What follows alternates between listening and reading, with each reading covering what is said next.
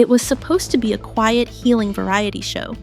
No scandals, no controversies, no dramatic conflicts. Yet one day, Be Myself, the deeply personal program starring Chinese actress Zhao Lusi, suddenly stopped airing. No formal announcement, no clear explanation, just silence. For fans, that silence was devastating. Many took to social media asking the same question. Why did a show that comforted so many hearts disappear so abruptly? Be Myself was not designed to chase ratings or create viral drama.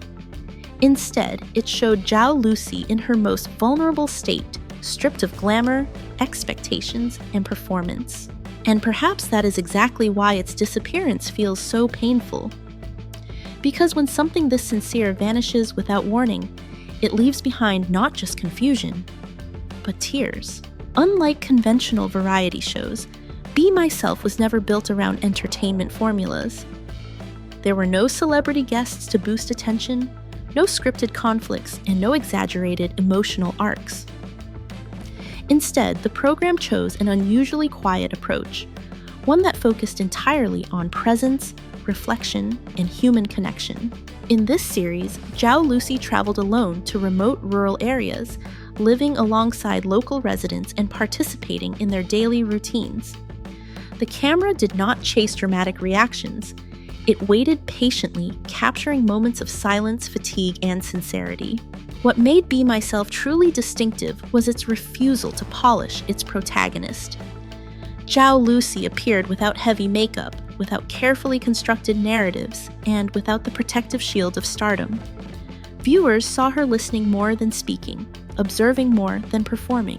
As the opening segment fades into these raw scenes, the audience begins to understand something important.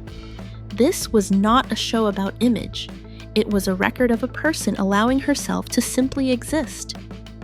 And in an industry driven by spectacle, that choice alone made Be Myself profoundly different.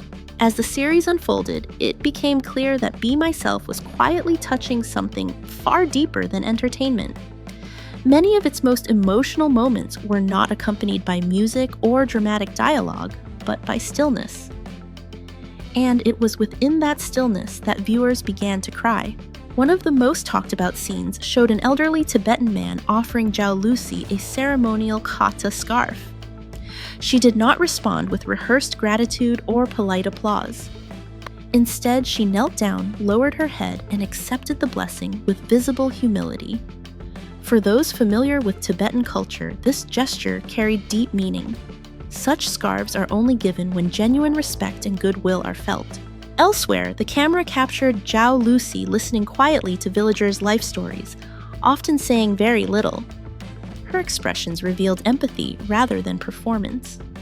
In scenes of simple cooking, shared meals, and silent walks, viewers saw a version of her unguarded and emotionally present.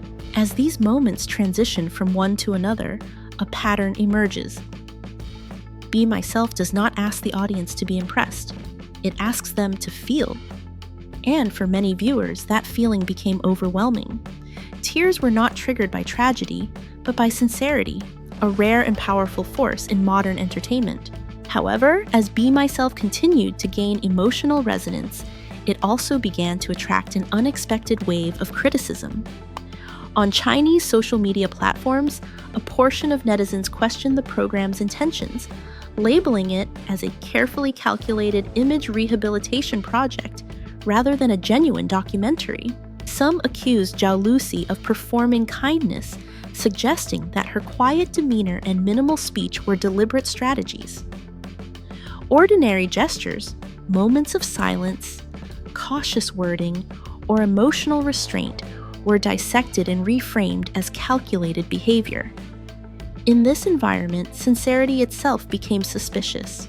What made the backlash particularly striking was the contrast between content and reaction.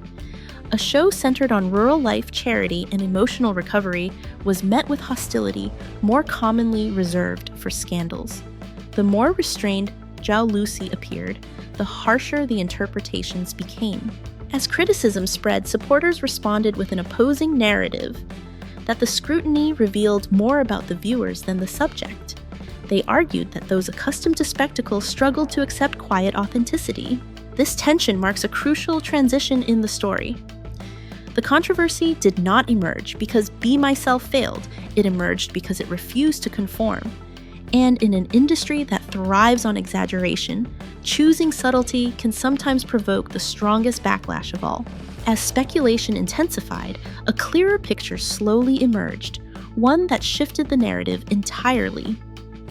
According to information widely circulated across Chinese social media and fan communities, Be Myself did not stop airing because of poor ratings or public rejection. In fact, its viewership performance remained stable and in certain time slots remarkably strong. The real issue lay behind the camera, within contractual and structural conflicts.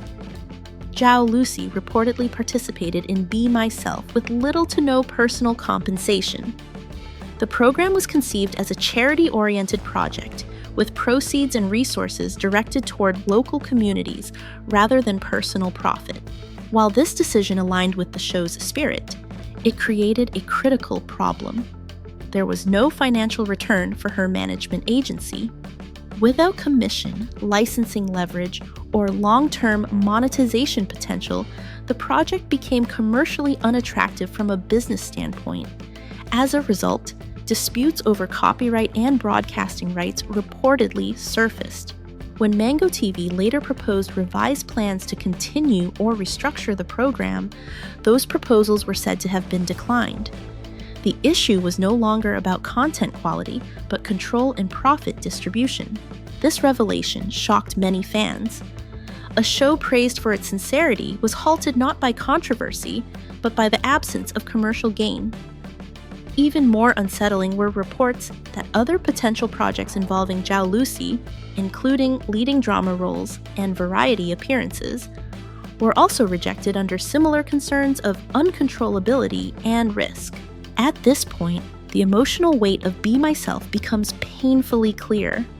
What viewers saw as healing and meaningful was behind the scenes deemed insufficiently profitable.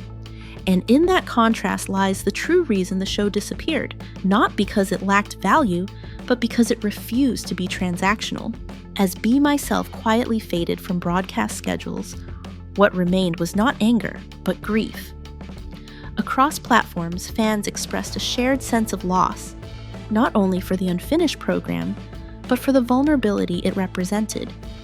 Many wrote that the show helped them through personal struggles, offering comfort in ways conventional entertainment never could. For international audiences, the disappointment carried a deeper concern: Zhao Lusi's future. Viewers did not ask for louder projects or grander productions. Instead, they hoped she would be protected, allowed to recover, grow, and choose paths aligned with her well-being. Be Myself may no longer be airing, but its impact has not disappeared. It revealed an artist willing to step away from spectacle and embrace honesty, even at personal cost. That courage resonated far beyond ratings or schedules. As this story reaches its final moments, one truth becomes clear. The end of Be Myself is not merely the cancellation of a show. It is a reminder of how fragile sincerity can be in a profit-driven industry. And for Zhao Lusi, the future remains unwritten, but many around the world are watching, hoping that authenticity will one day be valued as highly as success.